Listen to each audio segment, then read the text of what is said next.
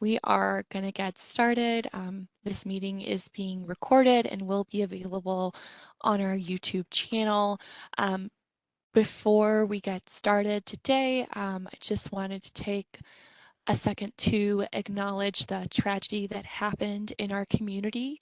Our hearts go out to the families and friends of those that were affected. Thank you.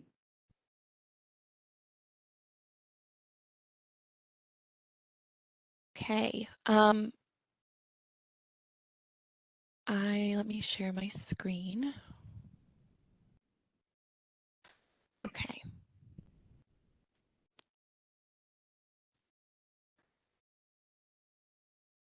Can everyone see my screen? Good. Perfect. All right. So today we are here to talk about a community plan amendment in the Parkwood Union Hill community plan.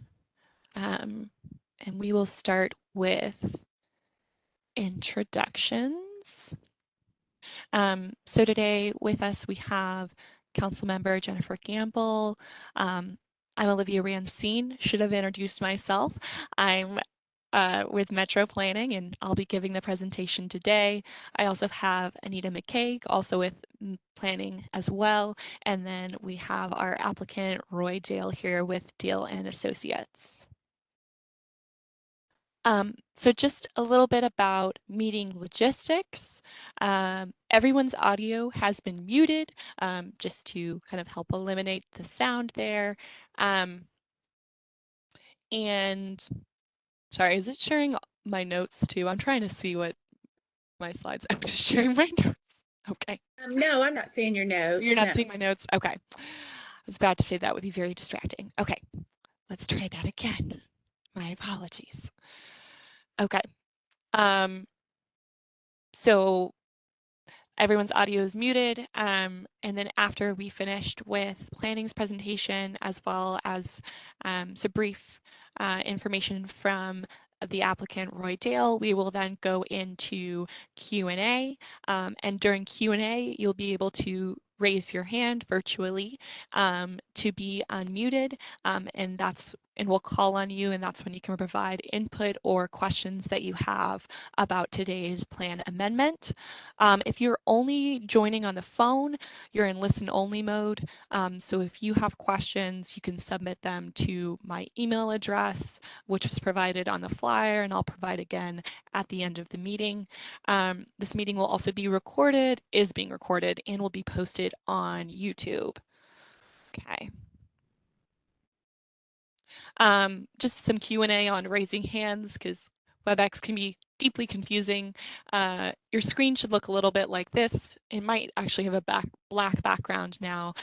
Things have changed a little bit, but you should be able to put up that little hand icon for when you have a question, and we will take that at the end of the presentation.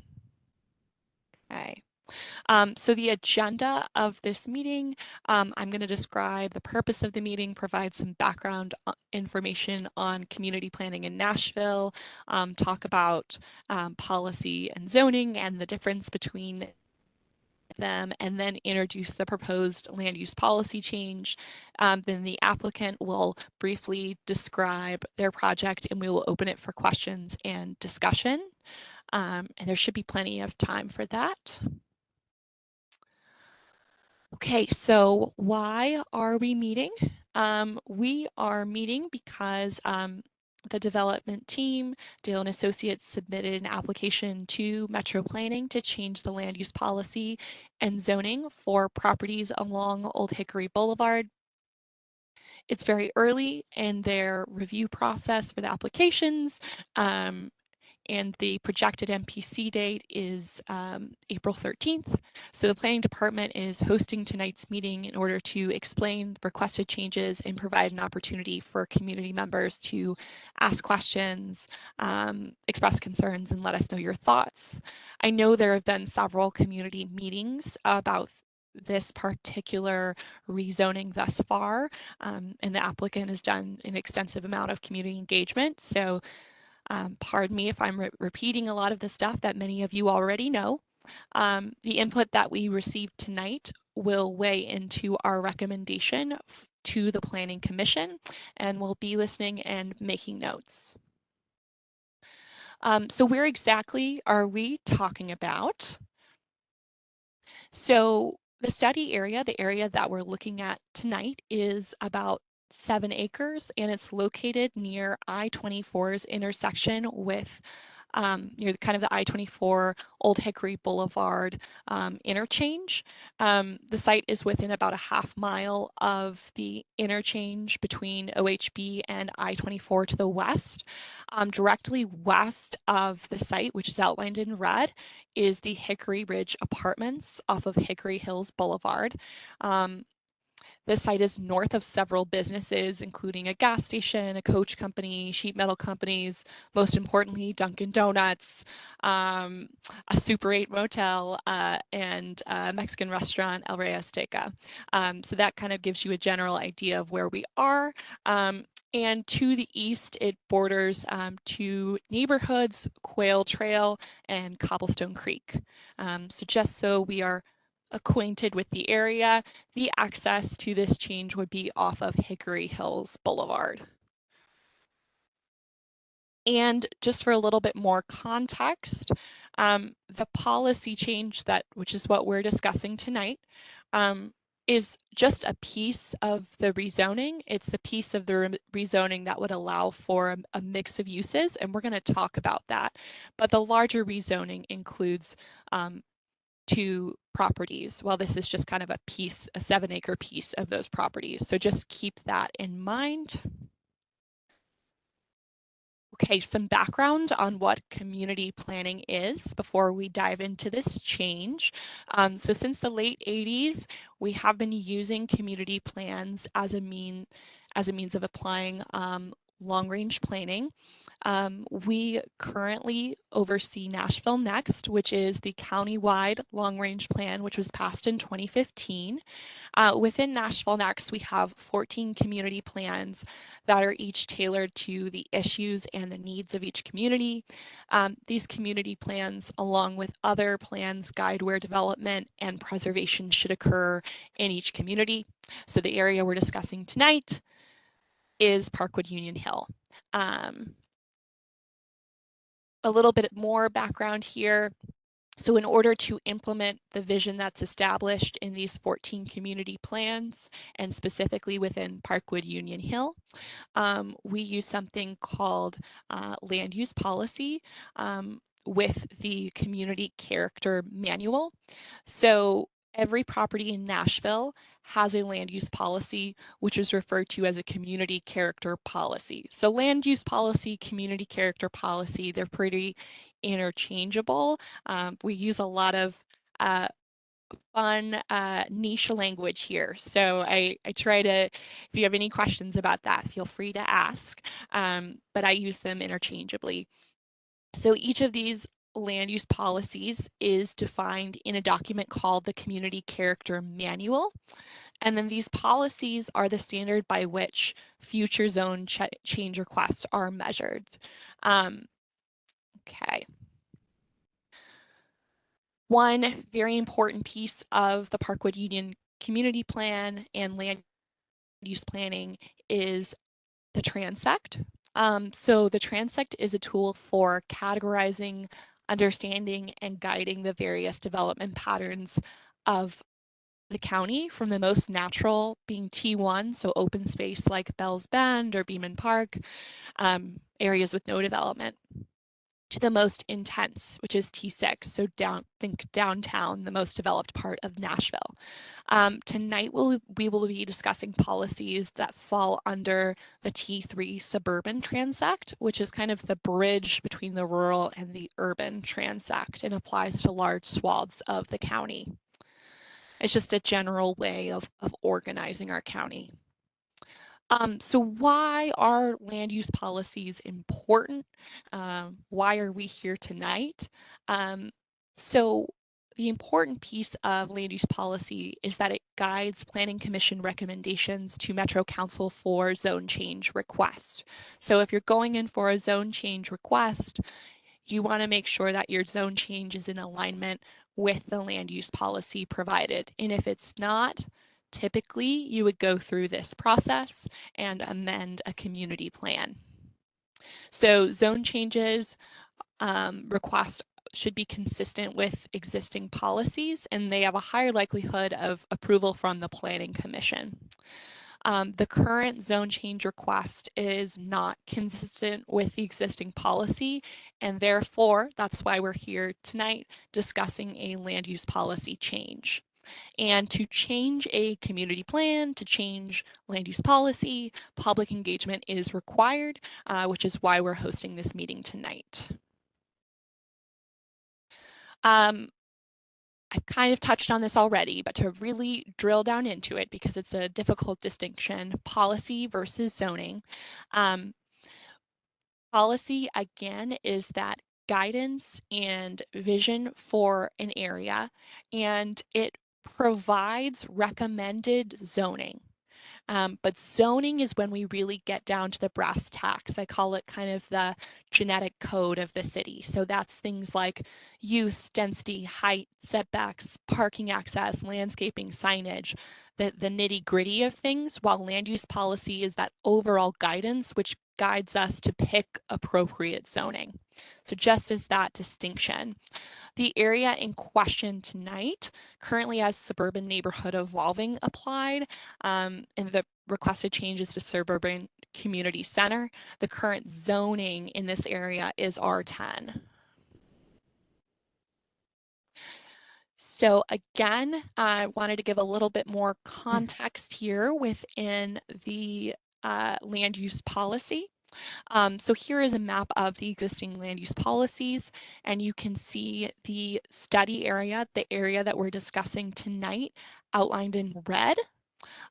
So the site contains T3, suburban neighborhood evolving, T2, rural countryside, and conservation policy.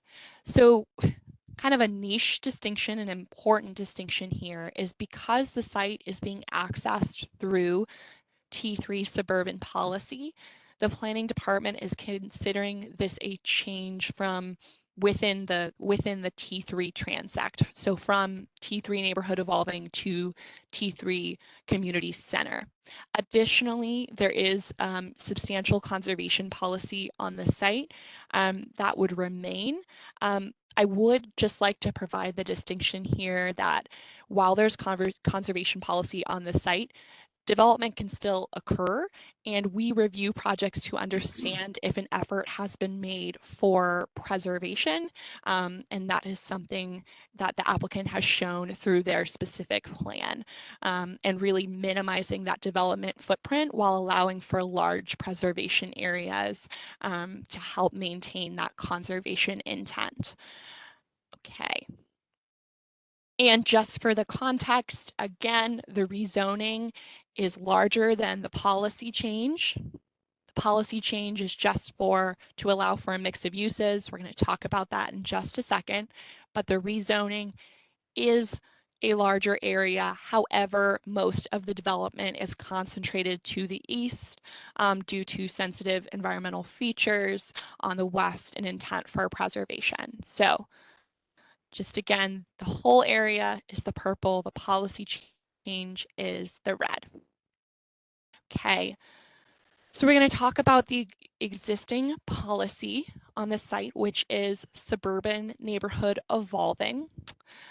Suburban neighborhood evolving is intended to create and enhance suburban neighborhood and allow for greater housing variety. These are just some photos displayed of what suburban neighborhood evolving could look like. Kind of one thing to note, I'm going to go back a slide.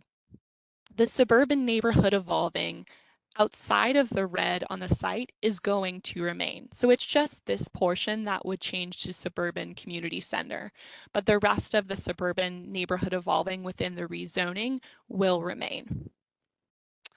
Okay, so the requested policy for this concentrated 7-acre portion of the site is suburban community center. Suburban community centers are intended to create and enhance community centers where folks can shop and get needs and services met. This can include things like mixed use, commercial, office, residential, and generally services there would be meeting the daily needs of residents within a 10 to 20-minute drive. And these photos are just two examples of what suburban community center could look like. So with that, I'm going to go into the applicant's presentation. I think Roy just has a couple of slides to show. I know that y'all have done very extensive work with community engagement thus far. And then after Roy has finished, we will move into questions. Feel free to plug any questions into the chat as we go, and we will get to them during the Q&A period. Okay, let me pass presenter rights. Okay, Sharday, can you make, oh wait, I think I can make him the presenter. Okay, perfect. I'm gonna see if I can share. This is always If a you can challenge. share. If not, I can pull it up, but you should be able to share. Well,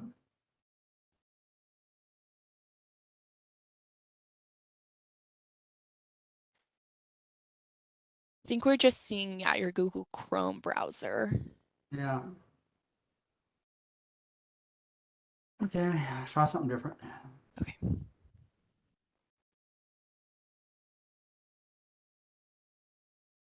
How about that? Can you see that? We can see that, yeah. Okay, all right. It's not what I was going to show you, but I think this will work. So I'm Roy Dale, and I represent the actual owners of the property. And I'm going to just do a little bit of brief history here. As an engineer or a scientist, I probably may say too much. So if I start getting long-winded and it gets outside of what we want to talk about, just tell me to shut up. So, but this is the property. It's about 93 acres, and as you'd mentioned, this property is zoned R10, and it's in most of it is in a neighborhood evolving policy. And so when we first originally started looking at this site, based upon it being a neighborhood evolving policy and having access off Hickory Hills, which is primarily industrial development, we started with a 600 lot apartment site. Obviously, that didn't go very far. So we've had, I think, 4, maybe 5 community meetings. So the plan that was actually created was the result of many, many meetings, things that the community felt like that they needed or wanted, and maybe avoiding things that the community didn't want. Since it is zoned R10, we thought about doing a residential subdivision with the R10 zoning. It would be forced to connect to the subdivisions to the east, and people weren't too wild about that. Also, with the subdivision, trying to do 10,000 square foot lots was going to disturb a lot of area, and so that probably wasn't that good either. So I'm going to scroll down here a little bit. So this is the property in black, and you can see where it says neighborhood evolving in the center of that black. And on this drawing, I'm showing some darker tones, and those darker tones actually reflect steep slopes. And so when we put a plan together, we avoided those steep slopes. The little orange area that I'm showing on this plan is the part that we're talking about tonight. It's a slightly different shape than what Olivia had, but it's still basically about 5 acres that needs to be, or the community wants to see as mixed use. This is a zoom in of that same image above. And when we originally submitted this, and well, actually I'll back up. As we had our community meetings, the community wanted to see this interchange or this intersection somewhat transform into other uses. On Hickory Hills Drive, although it's in a neighborhood evolving policy, it's really all industrial. And I was thinking maybe, Anita, were y'all going to address that now to change that as well? Did I see something about that? Or is it staying neighborhood evolving?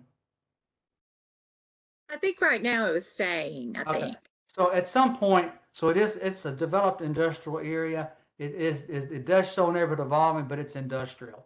And so when we went through the community, and the community basically said, look, we'd like to see a mixture of houses. We don't want just apartments. We'd rather see some multifamily, some detached housing, some town housing. And then in the front, we'd like to see some nice form of commercial where we could have a nice restaurant, like a Cracker Barrel, and also some type of retail and a boutique hotel. And so the plan that we put together, and I'll show you that in just a second, incorporated all those elements. When I submitted the plan, I felt like that the area that we're talking about could be a transitional area between the commercial area to the west, where it says T3CC and T3NE. So it's like a transition. But I guess as planning looked at this, they felt like that we needed to just go ahead and make the actual policy change to incorporate that transition area into Transect 3 Community Center. So as we started looking at the site, the dark green areas are the steep slopes. They're also heavily vegetated areas. And so the plan that we put together, you can see where it says area of development, it stays totally out of those slopes. Also to the east, you can see a lighter colored green. That's not a sensitive area as far as slopes are concerned, but it's an area we felt like we needed to preserve to protect the community, to not provide any connections to the community itself. So that area was also left alone. And so the plan actually wound up looking like this. And if you'll look at the area of development and you'll look at the plan that was put together, you'll see that it all stays within that area of development, which is outside the steep slopes. And on this plan, there is a mixed-use development in the front. It can be as tall, it's on a hillside. And so what we're trying to do is put a building in there that actually works with the hillside.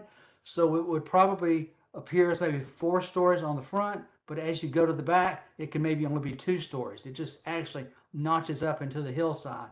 And then the area beyond that, which is an area of really steep slope, is left alone.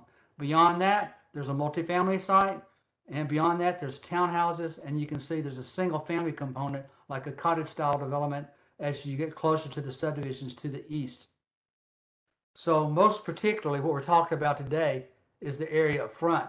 We're showing it as 4.6 acres. I understand that when it's remapped or when it goes into the new policy, you're showing it as 7 acres, and that's fine. It incorporates more space just so that we have more room to work.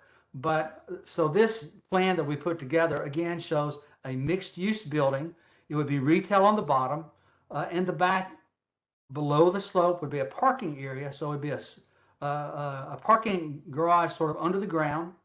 It would be notched until the hillside so that it works, that you don't really do any disruption of the slope here. Although the slope isn't real steep here, we still like to preserve most of that slope. And then on the north side is a 10,000 square foot restaurant, which happens to be the exact square footage for a restaurant like a Cracker Barrel. Within this mixed-use building would be retail on the bottom and a boutique hotel, which would have about 60 units or 60 rooms. That's just a table or chart basically showing what I've already mentioned as far as uses. So this is just an example. Now this is a more modern or contemporary look. So this is a 4-story building. On the corner would be a boutique hotel, and then on the lower level would be retail. It would have parallel parking in the front, and then it'd have perpendicular parking and parking spaces out towards the street.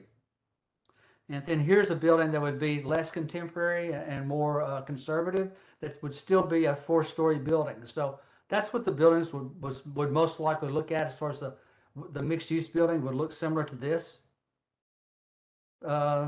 So down below would be the boutique hotel, and above would be a multifamily site. Again, we're looking at contemporary type architecture. It's sitting up high, so there would actually be views of the hillsides. I'm not sure you could see downtown from here, but you'd have beautiful views of the hillside. And then as far as the residential behind, would sort of match this palette of development style, and well landscaped and protected. And so that's more or less what is proposed. And going back to what we're asking or what we're focused on today is basically the policy change that would allow the commercial component. And as we had our meetings, it became very clear that people wanted that a lot of people supported this development because it occurred on a street that you don't pass a single home. You're not intruding into any neighborhood or subdivision. A traffic study was completed. There will have to be fairly extensive work done on that existing intersection of Old Digger Boulevard, some rechannelization, traffic signals, to ensure that people can get in and out of this development, as well as facilitating movement of traffic on Old Hickory Boulevard today, which I know at times can become quite busy. So that's really all I have to say. I'm here to answer questions. And if I've missed something, just let me know, and I'll try to address it as best I can. Thank you, Roy. Don't worry, stop sharing. Appreciate it. Okay, we are gonna move into questions. Let me just share my screen real fast. Okay. So again, we talked about this at the beginning. I know WebEx is confusing, so my apologies beforehand. You can type your questions into the Q&A. I think folks have already been typing stuff in, or click the raise hand button to be unmuted. We'll try to get to everyone within the half hour for Q&A that we have. Before we move into Q&A, council member, was there anything you wanted to add? Thank you. I just want to thank everyone for joining this meeting tonight. It has been a hard day in our city, and I appreciate you taking this time to review this plan. As it's been stated, there have been several community meetings about this plan. The plan has gone through several changes in response to the input from those community meetings. And the main thing that we're looking at tonight is, in order to get the commercial and retail development that many in the communities that are adjacent to the east have been asking for, the policy has to be changed. Right now, it doesn't allow for that. So I just wanted to bring that up. I think the last meeting we had on this was last year at Grace Baptist Church, where there were over 40 people in attendance from the Quail Ridge and Timber Trail communities. I think some of them are on here tonight, but just really want to hear your feedback tonight. Thank you. Great, thank you. Okay, so again, feel free to plug your questions into the chat or the Q&A box. We are looking at both. And feel free to raise your hand. Okay, let me see if we have any. Shirley, do you see any hands raised? Oh, I see a couple. We'll start with, I think Dee Dee Ashton has her hand raised. Would you mind going ahead and unmuting her, Shirley? Can you hear me? We can hear you, yes. Hi, this is Dee Dee Ashton. Hi. Anita, hi girl. Look at you. How you doing? Good, Dee Dee. How are you? I'm good. I know this is not social hour, but I haven't seen you in a long time. We got to get together for lunch, okay? Okay, just saying. Listen, I got in late because I don't have that kind of knowledge. I tried and I finally got in, but I missed a lot. But I would like to say my community, Timber Trail, Quail Ridge, and the one across Hickory Boulevard behind Mount Zion Baptist Church, we're all for this. We need this. We need the restaurants. We've been at all the meetings that he held, and he's made all the changes we asked for. You can't. He's been a great person to work with in the community. He's given us what we want. We want a decent restaurant to sit down and eat with our families in the area. We need a decent motel, hotel, or whatever they're going to put up. And this is something we want. The community wants that live on this side of 24. Okay. That's all I had to say. And I hope some of my community members would chime in and let you know how they feel, because they've told me at all these meetings we've had, they're all for it. We need this because, and also, Anita, as you know, we like green space. Keep the green space. As long as you have green space and can go with the aesthetics of the community, we're all for it. We are.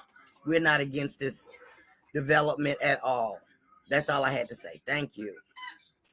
Thank you, Dee Dee. Appreciate it. Trying to see if we're with any other hands up. Okay. Sharday, am I missing any hands up? Oh, I think I see see George. Yes. Yeah. Okay. George has his hand raised, but I don't see that George is joined with audio. Oh, okay. There is a call-in user. I can try unmuting the call-in user to see if that's him. I think that is, so the 303 is him. Okay. Perfect. All right, thanks.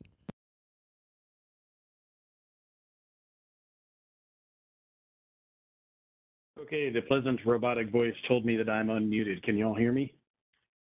We can. Okay, great. Thank you all. Thank you, Councilwoman Olivia, Anita. Thank you, Mr. Dale.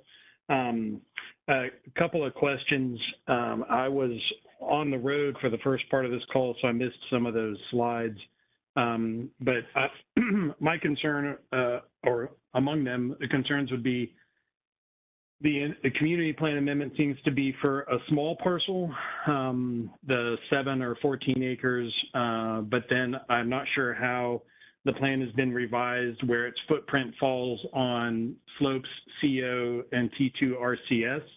I understand that it's being accessed through T3, but if the T2 RCS is not part of the community plan amendment, how is this compliant with the T2 RCS?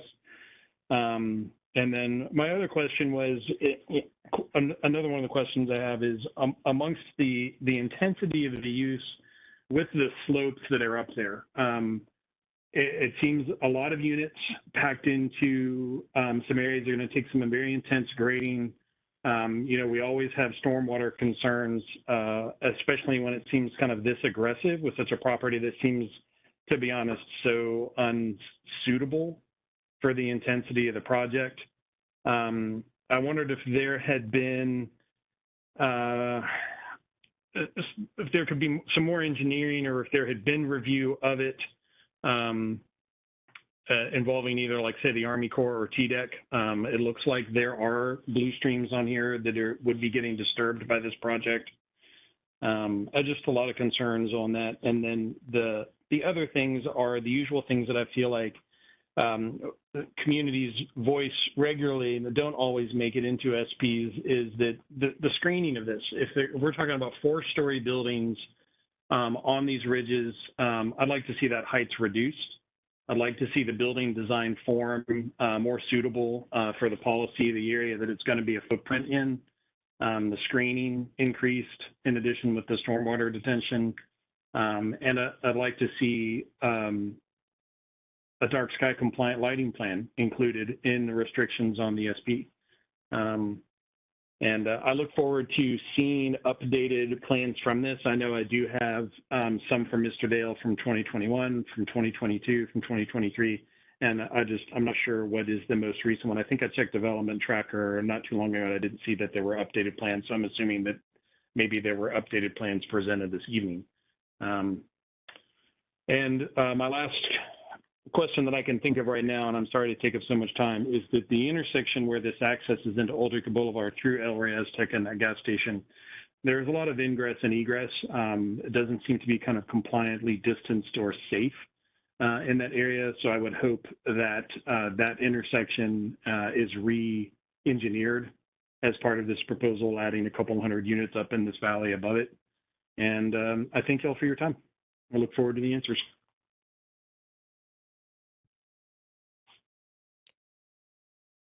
Thank you, George. Anita, do you want to talk through the first policy question? Sure. So, you know, it's always challenging when you've got transects coming together, and especially the way our land use policies are mapped. You know, they're often mapped by a property boundary.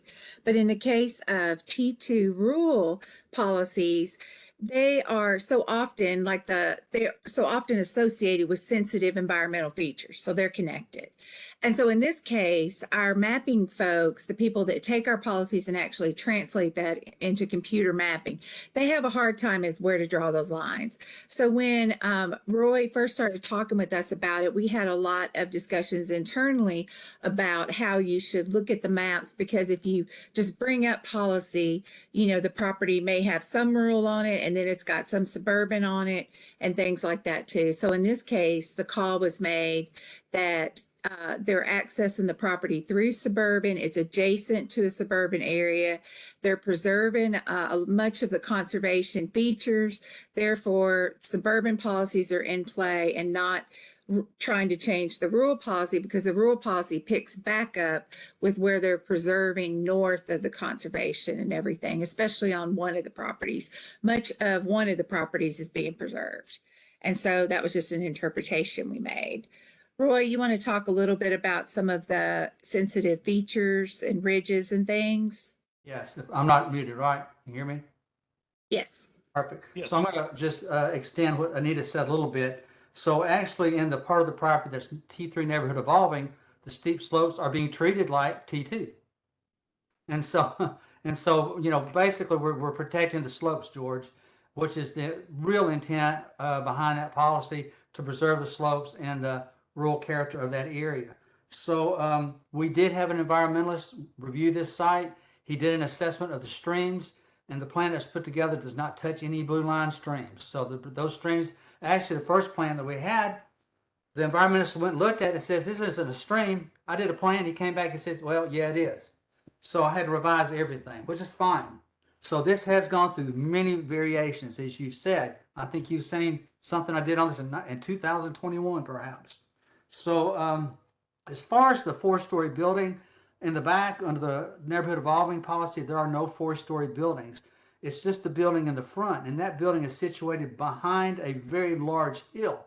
So within the residential areas to the east, you won't see this. You won't see any part of it. It's all hidden by the hill. So it will appear as 4 stories from the ground level, but it works its way up into the slope. So on the back side, it may only appear as 2 stories. But regardless, it won't be seen by the existing residential community behind it, nor will it be seen by the proposed residential facility development behind it. There's lots of area within this property for detention. Stormwater is a very major thing for Metro. We cannot get a plan approved without providing stormwater.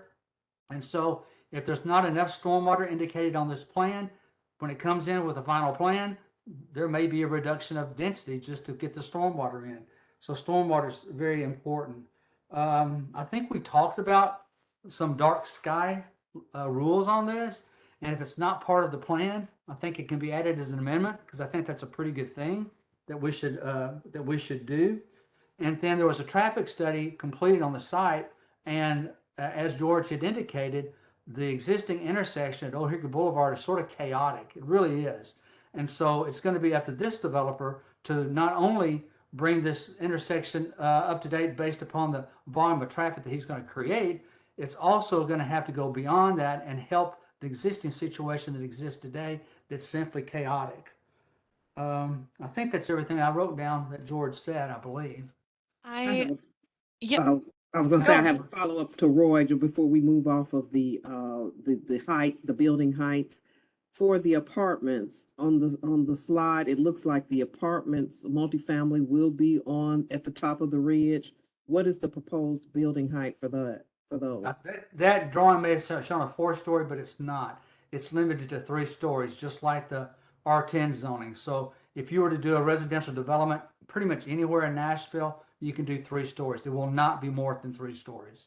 I would recommend looking at 2 stories for those multifamily, particularly since it's on the top of the ridge, and the apartments that are at the end of Hickory Hills are 2-story. Okay. So what we could do, since those are on the top of the hill and actually slope down the hill, is maybe do a building type that actually conforms with the slope. So it's not a full 2 stories, or it's not a full 3 stories. It might be 2.5 stories. so that it works with the slope and therefore disturbs less the topography. Might be a good solution. Yeah.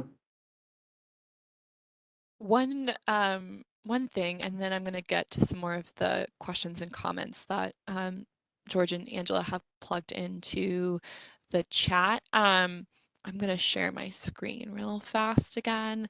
Let's see. Okay. So if everyone can everyone see the screen? Okay. As we were saying, the rezoning is larger than the policy change area. The rezoning is outlined in the purple. The policy change is in the red. And as Anita was saying, a large swath of the area to the west, mostly on this property, on the western property, is going to remain T2 RCS because that's the preservation area for the site plan. And the majority of the development is happening on that right property outlined in purple. And the reason that the policy change is just for a portion of it is because there's underlying suburban neighborhood evolving policy on that easternmost property, and they want to have a small area for a mix of uses, hence why a policy change is needed for a more truncated area of the site plan. So just to provide some context there, because I know it can be confusing. Okay, trying to see we have.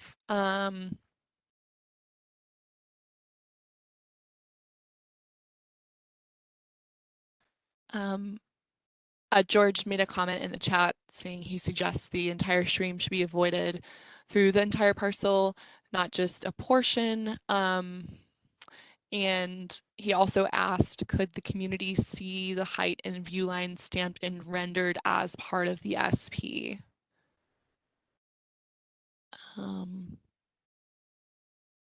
So the stream that runs through the site is fully protected. The only portion of the stream that wouldn't be would be at a road crossing, which you're allowed to do at 90 degrees. But other than that, any stream that's on this site is fully protected, not being touched. And as far as the height and view line question, I think he said, can the community see the height and view line rendered as part of the SP? Like a profile, maybe? Is that what he's saying? I think so. Yeah, I mean, that would make sense. I think that's what he's saying. Maybe cut a cross section through the property so you can see how that would look. Yeah. I think so too, Roy. It was you were saying to the east, the building is not visible. What about to the west? The mixed use building wouldn't be visible. Right. But So obviously the what is building's on top visible? of the hill with it. Pardon me, I'm sorry. You need to go ahead. So on top of the hill, they're visible both from the east and the west? Right. So the intent on the buildings on top of the hill was to even frame the mixed use below, so that this looks like it's a cohesive community. When we had these community meetings, and I failed to mention this, but walkability was a huge factor here because people that live there also want to actually be able to walk there. It wouldn't even be as successful if they didn't. So there needs to be a tie of one to the other.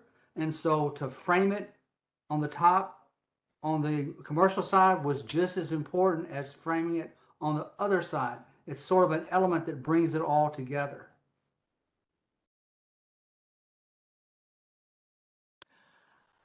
And I think that there was just a concern put into the chat by Angela about the hillside, and I think you talked through the hillside sloping a bit, but just concern for landslide and hillside preservation. Let me see. I want to say something about that too. Yeah, please go So, ahead. you're still reviewing this, staff is still reviewing this. So Anita, I assume that you would coordinate with that side as a result of the things that are talked about here today. So like doing a cross section, it's not a bad idea. But I think you could also incorporate some language into the SP about geotechnical work as far as any construction is concerned, so that you could add an element that, like maybe the geotechnical engineer needs to have input in the design of any building. And I mean, and I think that would almost be standard anyway, so it's not really asking the developer to do more than he would have to do. But I think it might provide the community with a little level of assurance that it is something that Metro's looking at. Right, absolutely. We've Yeah. done that in other areas with, we're Yeah. dealing with sensitive soils and everything. And that gets at Angela's concern about, remember the landslide that shut down I-24 is close to here, and some different things that way too, as well as we all know we're getting more frequent rainfall events and things too. So So that's what's really, really nice to be able to notch buildings into the hillside, because the building in itself sort of provides stability. So many times you see people trying to build a level building onto a sloped site, so it drives you crazy. But I think that this can be done in concert with a geotechnical engineer, so the community is insured, and the people that are going to buy this or live there or utilize it are also going to have the level of assurance that it's done properly.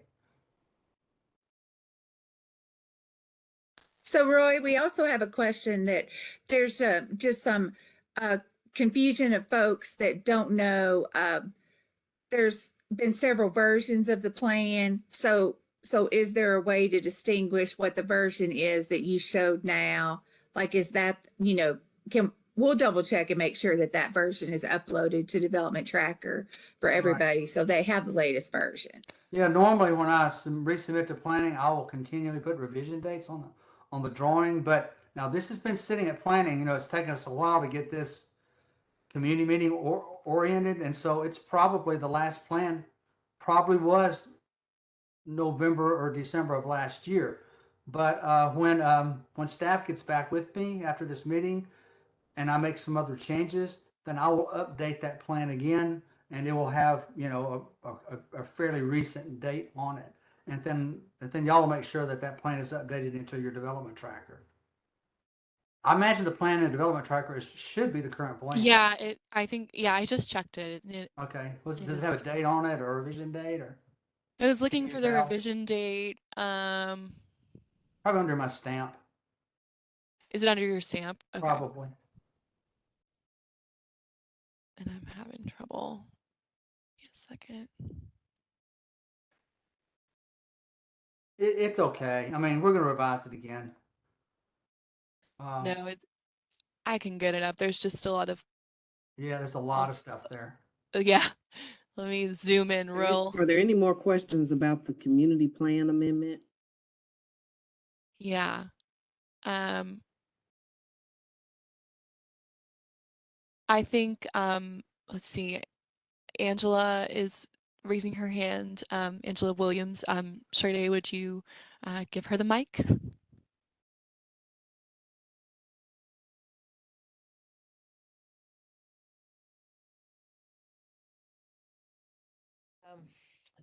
Yeah, it's been a tough day in Nashville, especially for the healthcare community, I tell you. But my concern is probably a couple of things. Well, the density and height, as we spoke about earlier, but kind of the amorphous nature of this, and it kind of seems like we have the cart before the horse again. We're trying to approve an amendment, a plan amendment, when we don't really have an SP in place for the project. And is this the first section of the project? Is how many phases are this project? What is the whole outbuild of the project going to look like? I mean, I think normally, you kind of get the SP and this is our proposal and all that kind of stuff, and then we need to make all these changes. And it seems again like we're trying to get in under some kind of deadline. I don't know. And maybe I'm just misinterpreting that, but I it seems like we've talked a lot about ideas and a lot of changes, but we don't have a lot of concretes before we try to make the best plan possible. Am I missing something here, or does anybody else see that as well?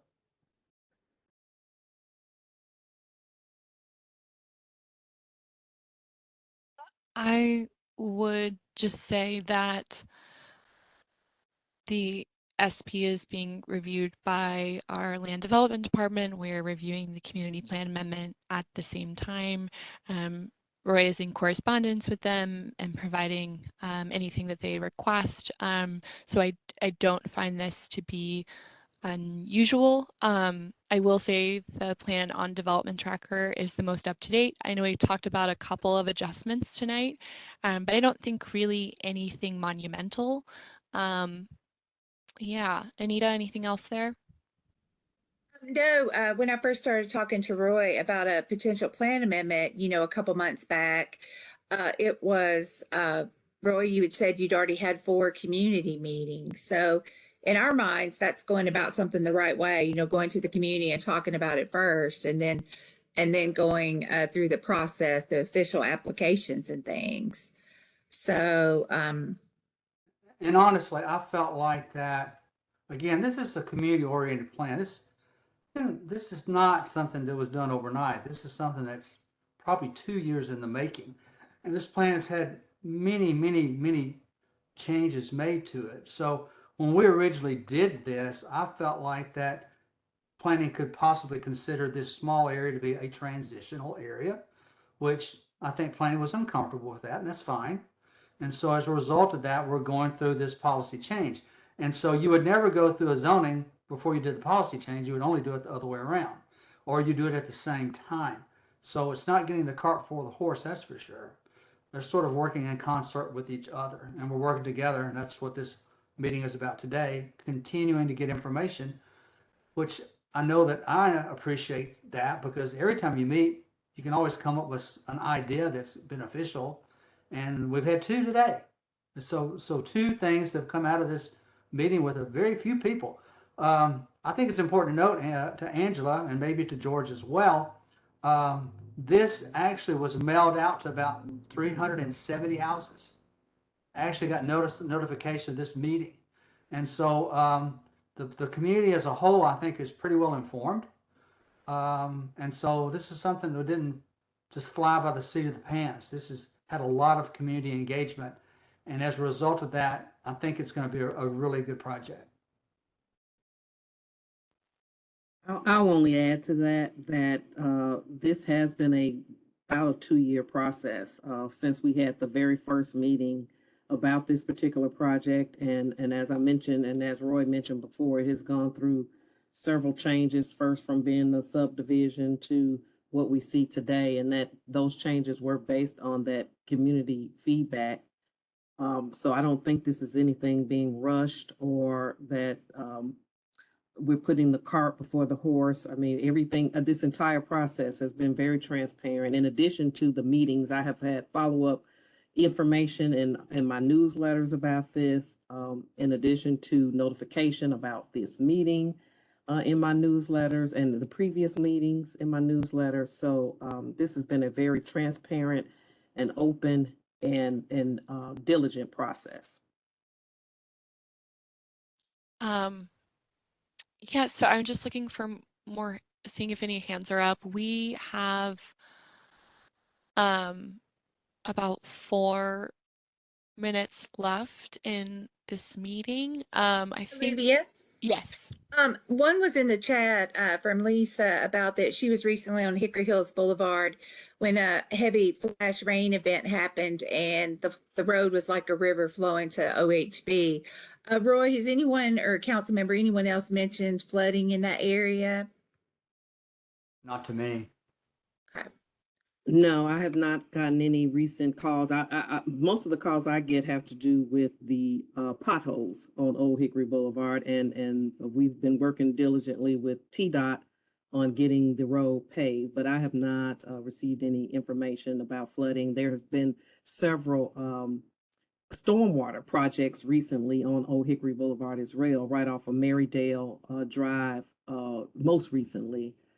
So there has been some stormwater and piping projects along Old Hickory Boulevard as well, but I have not received any calls or anything about flooding.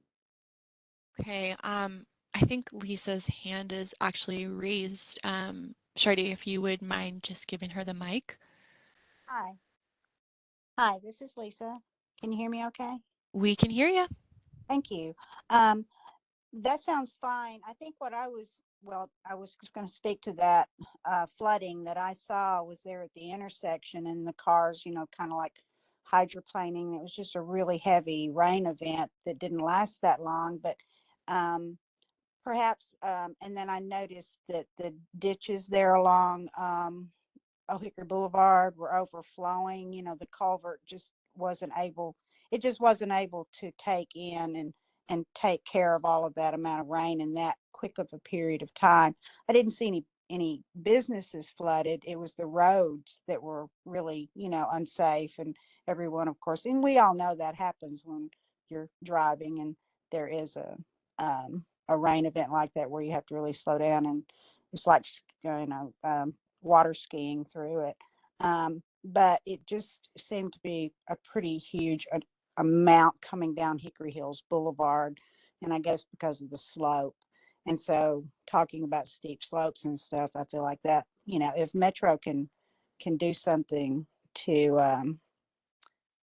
help absorb that or redirect or do whatever, that would be good. And the other question that I had that hasn't been addressed was, and you may have said this already, is who is the builder? Roy, you represent, I'm trying to understand, are you the applicant? Who's the applicant? Who's the The builder? applicant, I'm sorry, I didn't want to overtalk. When Yeah. you're ready, you ready? Yeah, that's fine. That was my So the question. owner is Artavan Araftica. He's done several developments in here in Nashville. So he's the developer. I'm just the representative of the developer because a lot of the questions are technical in nature. And Mhm. so they're really unable to answer that. I'm going to also talk about what you just said about flooding. So that Hickory Hills development, it was mostly done in the 70s and 80s. It did not have the requirements that we have today. And so I am sure, absolutely, that a lot of that water is coming down that hill to that very flat intersection. But what's good about this is that this developer is going to be required to do work on that intersection, and he'll be required to do paving, but therefore he'll have to do a grading permit to do that. And so there'll be a pretty extensive survey done of the area there and look at the drainage and the pipes that are there. And it's a possibility that things could be done to improve the drainage as well. So I will remember that for sure and see if that can be incorporated in any future design to the intersection. Okay, great. Thank you very much. And as Sure. far as the builder, it is the owner of the property. Correct. Yes, he's doing a development right now. Can you give us some examples of some other things he's Yes, done? there's a project called Sky Nashville that's under construction. It's just off of Charlotte Pike over by Centennial Park. Um, and I can probably find some others that I could give to your council member if you want, so you can Okay, see what he's done. But I mean, he's built before, um, so I can provide that to you. thank you. And was the answer was, I know we're going a little bit beyond. I just have one more question. Was the question answered as far as the phasing of this?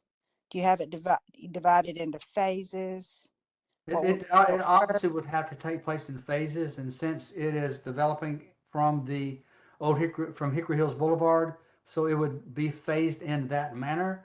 And Mhm. so, as a matter of fact, that's something the council member might want to consider or think about. If the commercial is an important component, that maybe that be done closer to the front end. But it won't happen all at once. This would happen in at least 3 phases. It would be the mixed use, or maybe even 4. The mixed use phase, the freestanding restaurant would be a section to itself. The multifamily on the hillside would be a section. The freestanding homes would probably be a section, and then the townhouse would be a section. So that would be Okay, up to 5 sections of development. okay, thank you. You're welcome.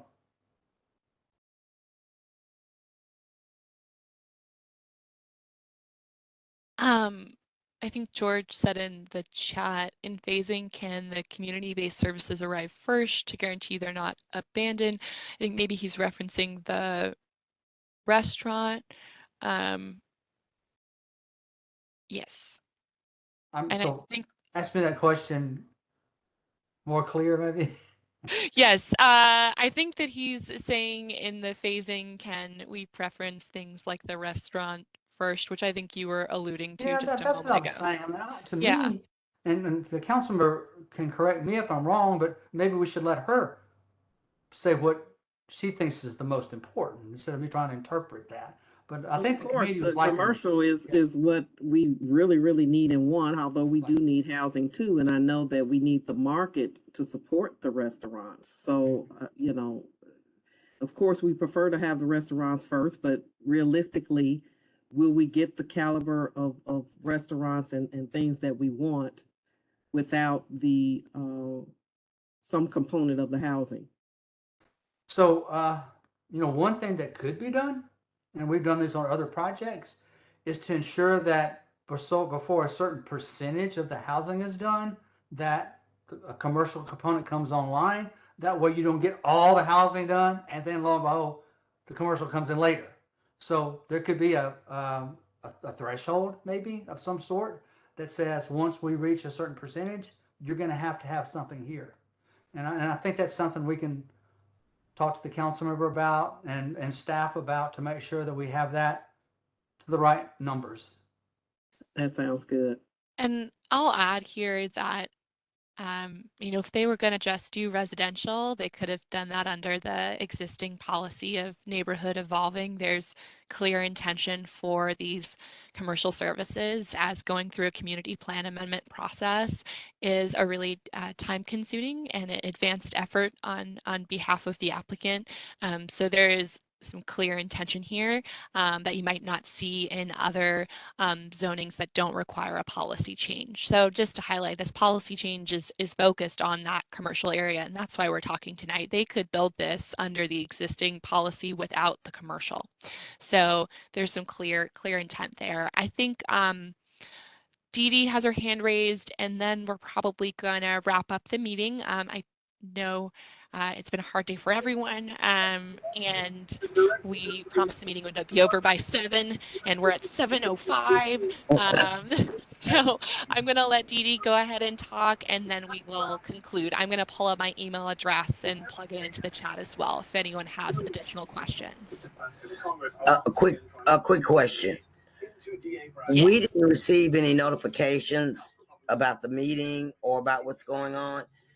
What is the zoning area? Where do you send them? How, because this is coming at the bottom of our subdivision at the end.